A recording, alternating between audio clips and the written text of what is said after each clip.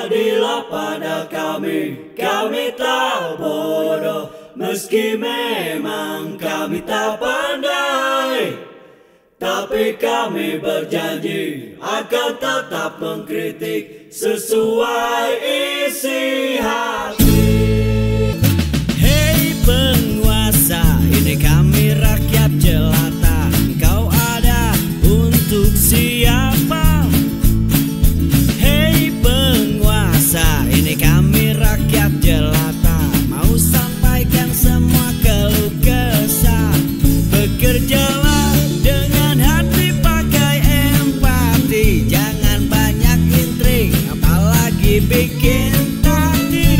Bijaklah dalam membuat peraturan. Jangan sampai bikin aturan yang berat sebelah.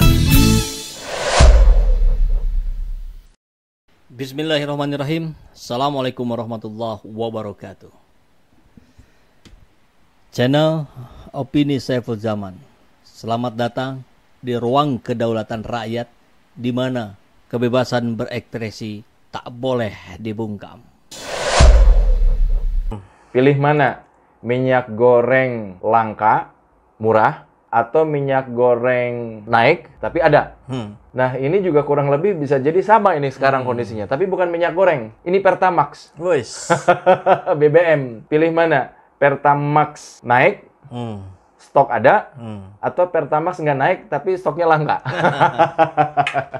Nggak apa-apa sebetulnya Pertamax langka, asal Pertalite-nya nggak langka. Ah, itu dia. Ini udah disetujui sama DPR. Oke. Sudah disetujui sama DPR. Aduh, luar biasa ini, Kang. Kebijakan yang menyusahkan rakyat ya. Kang, disebutkan kan ada kabar juga katanya ini diduga kalau sudah begini nanti Pertalite-nya yang akan jadi langka, kemudian ikut-ikutan naik Pertalite-nya. Hey, saya itu sudah berminggu-minggu itu tiap ngisi bensin di atas jam 12, Kang, sudah nggak ada. Oh gitu? Pertalite itu nggak ada. Oh. Itu saya nggak tahu ya. Saya nggak mencoba di banyak SPBU, hanya SPBU yang di dekat saya aja di sini. Cuman itu berkali-kali. Lewat jam 12 saya mau ngisi Pertalite, nggak bisa. Dibatasi hanya sampai jam 12. Iya. Wow.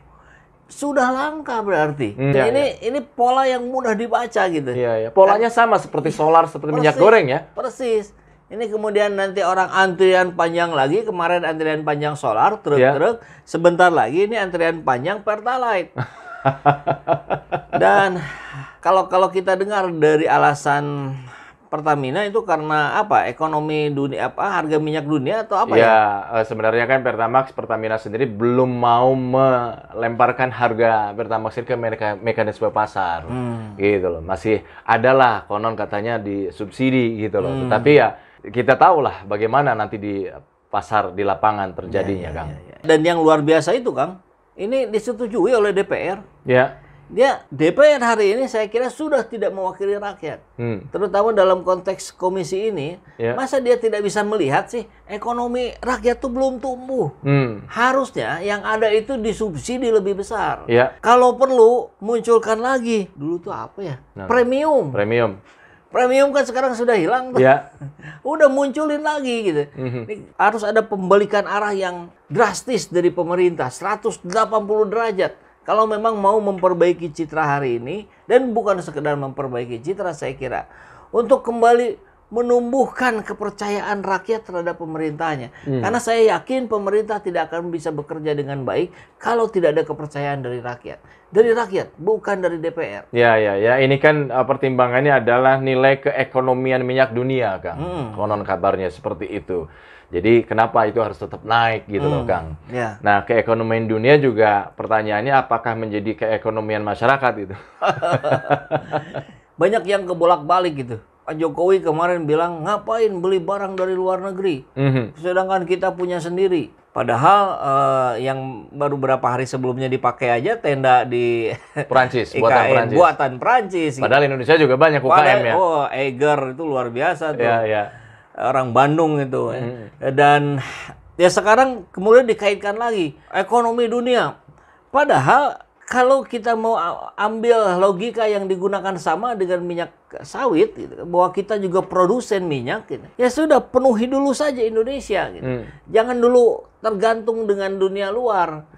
Kan katanya, kata Pak Jokowi, kan bilang tuh, saya ditelepon para pemimpin dunia, katanya. Mereka semua mengeluh ke saya, kurang lebih gitu ya reaksinya. Mereka kesulitan bagaimana meningkatkan kembali roda perekonomian negara-negara itu, dan itu negara-negara maju. Apa Prancis salah satunya barangkali yang saya dengar, dan ada beberapa negara lainnya yang disebut. Walaupun itu banyak orang nggak percaya, masa sih gitu kan, Pak Jokowi bahasa Inggrisnya juga tidak lancar gitu. Ataukah itu lewat ajudannya gitu, atau gimana. Tapi oke lah, terlepas dari itu, saya kira kalau memang benar apa yang disampaikan Pak Jokowi, negara masing-masing sedang pusing dengan kondisinya masing-masing, ya sudah, untuk sementara ini, pisahkan dulu saja negara dengan dunia. Negara fokus pada negaranya. Pak Jokowi fokus saja pada apa yang ada di Indonesia gitu. Jangan mengeluh sampai marah-marah, bilang bodoh banget sambil tetap melakukan impor gitu. Mendingan kalau mau buat kebijakan yang real, stop impor.